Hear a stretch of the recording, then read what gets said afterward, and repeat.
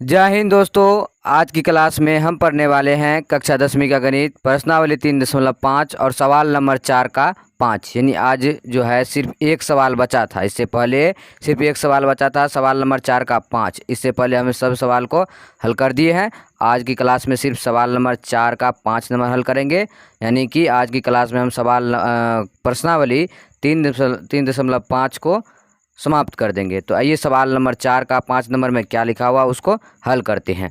तो सवाल नंबर 5 में लिखा हुआ है, एक आयतकार क्षेत्रफल 9 वर्ग इकाई कम हो जाता है यदि उसकी लंबाई 5 इकाई कम कर दी जाती है और चौड़ाई 3 इकाई बढ़ा दी जाती है। यदि हम लंबाई को 3 इकाई और चौड़ाई को 2 इकाई बढ़ा दें तो क्षेत्रफल 67 वर्ग इकाई बढ़ जाता है। आयत की विमाएँ ज्ञात कीजिए। आयत की विमाएँ मतलब आयत का क्षेत्रफल ज्ञात कीजिए। तो देखिए सबसे पहले हम क्या लिखेंगे यहाँ पे,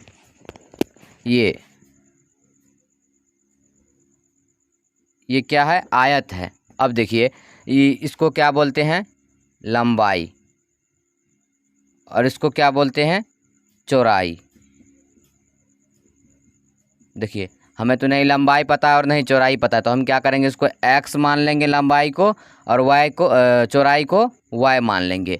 अब यहाँ पे देखिए सभी में दिया हुआ है 9 वर्ग इकाई, फिर यहाँ पर दिया है 5 इकाई, इन इकाई सब में दिया था। हम क्या करेंगे, यहाँ पर भी इकाई लगा देंगे, x इकाई, और यहाँ पर लगाए तो यहाँ पर भी इकाई लगा देते हैं। तो चलिए हम क्या किए, लंबाई को x मान लिया और चौड़ाई को y। तो यही हम यहाँ पे लिखेंगे। तो क्या लिखेंगे, पहले माना कि आयत की लंबाई, तो लंबाई कितना माने हम इधर, x इकाई, तो लिखेंगे x इकाई। उसके बाद लिखेंगे माना कि आयत की चौड़ाई, माना कि आयत की चौड़ाई बराबर कितना है, चौड़ाई y माने तो इसको लिखेंगे y इकाई। अब देखिए उसके बाद क्या है, आयत की लंबाई और आयत की चौड़ाई है, यहाँ पे मान ली है x और y। अब हमें क्या निकालना है, आयत की क्षेत्रफल।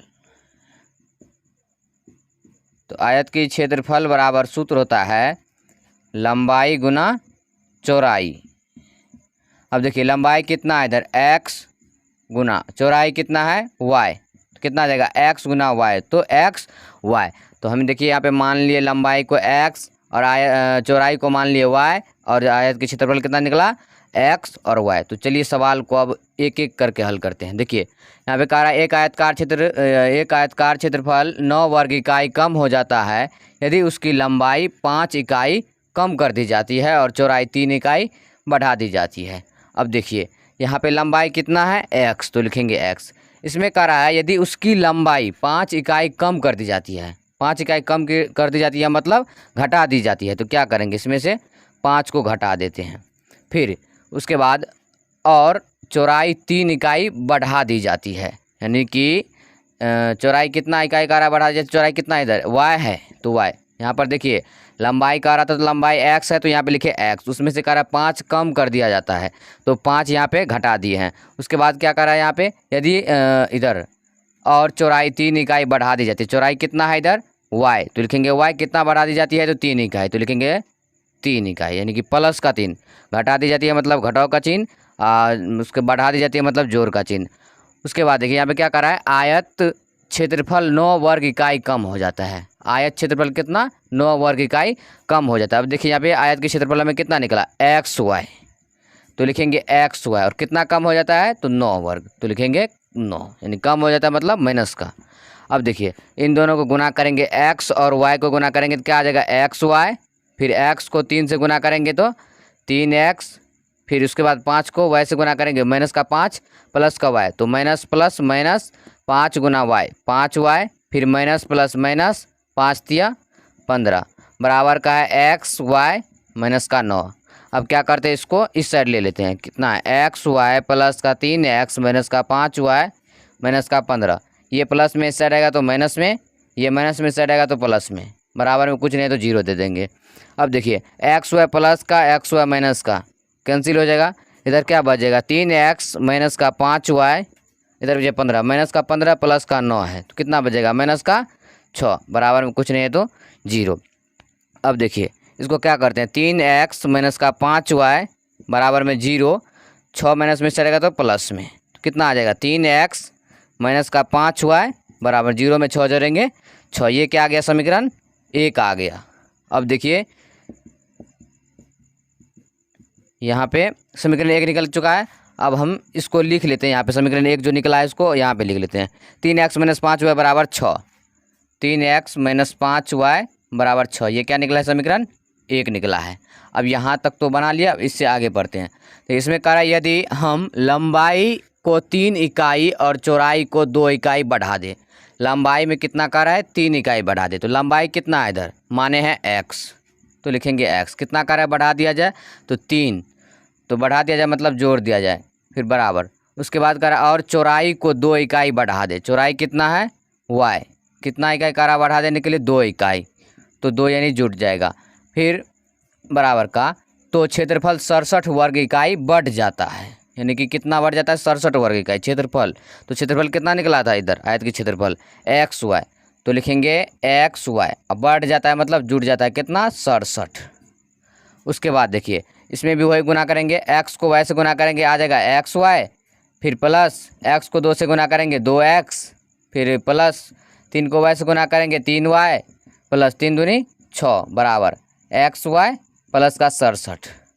उसके बाद क्या करेंगे ये प्लस में से हटेगा तो माइनस में ले लेंगे इसको, x y plus 2x plus 3y plus का 6, एक्स वाई प्लस में से हटेगा तो माइनस में, प्लस में 67 ऐसे हटेगा तो माइनस में, बराबर कुछ नहीं है तो 0।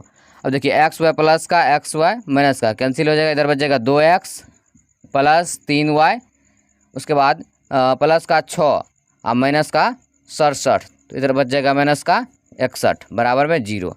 तो 2x प्लस 3y माइनस 61, इसको क्या करते हैं माइनस 61 को इस साइड दे देते हैं, क्या है 0 माइनस 61 है इस साइड आएगा तो प्लस का 61, तो आ जाएगा 2x प्लस 3y बराबर 61 को 0 से जोड़ेंगे तो 61, ये क्या आ जाएगा समीकरण 2। अब देखिए समीकरण 1 और समीकरण 2 निकल चुका है हमारे पास। इसमें ये नहीं कह रहा है कि आपको प्रतिस्थापन विधि से बनाइए या फिर और कोई विधि से, हम क्या करेंगे इसमें अपने मन से बनाएंगे, तो विलोपन विधि शॉर्ट रहता है तो उसी से बनाएंगे। तो यहाँ पे हम लिख लेंगे विलोपन विधि से। तो पहले क्या दिया हो समीकरण 1 में 3x माइनस का 5y बराबर 6, समीकरण 2 में क्या दिया हुआ है 2x प्लस 3y बराबर 61, ये क्या है समीकरण 1 और ये क्या है समीकरण 2। अब देखिए विलोपन विधि में क्या करना पड़ता है, इन दोनों को सेम पुराना पड़ता है, जैसे 3 है तो यहाँ पर भी 3, 6 है तो यहाँ पर भी 6, तो देखिए ये तो 1 नहीं है तो इसको क्या करेंगे 3 को 2 से गुना कर देंगे 3 दूनी 6 और 2 को 3 से गुना करेंगे 2 तिया 6, तो 3 को 2 से गुना कर देते हैं 2 को 3 से गुना कर देते हैं, देखिए 2 तिया 6x माइनस 5 दूनी 10y बराबर 6 को 2 से गुना करेंगे 6 दूनी 12, 3 को 2 से गुना करेंगे 3 दूनी 6x प्लस 3 तिया 9y बराबर 61 को 3 से गुना करेंगे तो 6 18, यानी कि 3 का 3 6 18 183 आ जाएगा। अब देखिए इसको कहाँ पे बनाएंगे, इस साइड मिटा करके हम इसको यहाँ पे बना लेते हैं। तो यहाँ पे लिखेंगे, देखिए यहाँ पर भी कटने वाला है तो हम क्या करेंगे यहाँ पर ही काट देंगे, इससे प्लस का ये माइनस का आ जाएगा, प्लस का है तो माइनस, प्लस का है तो माइनस, 6x कैंसिल, इधर बच जाएगा 10y माइनस का प्लस में ये आ जाएगा माइनस में 9y माइनस का 10 9 19, यानी माइनस का 19y, फिर बराबर 12 है प्लस में, ये है माइनस में 183, तो कितना बच जाएगा 3 में से 2 जाएगा तो 1, 8 में से 1 जाएगा तो 7, यानी माइनस का 171। और देखिए माइनस माइनस कैंसिल, तो y बराबर आ जाएगा 171 बटा 19, इसको काटेंगे कितना मतलब करेगा 19 नमा 171, तो y बराबर आ जाएगा 9, 19 नमा 171 होता है।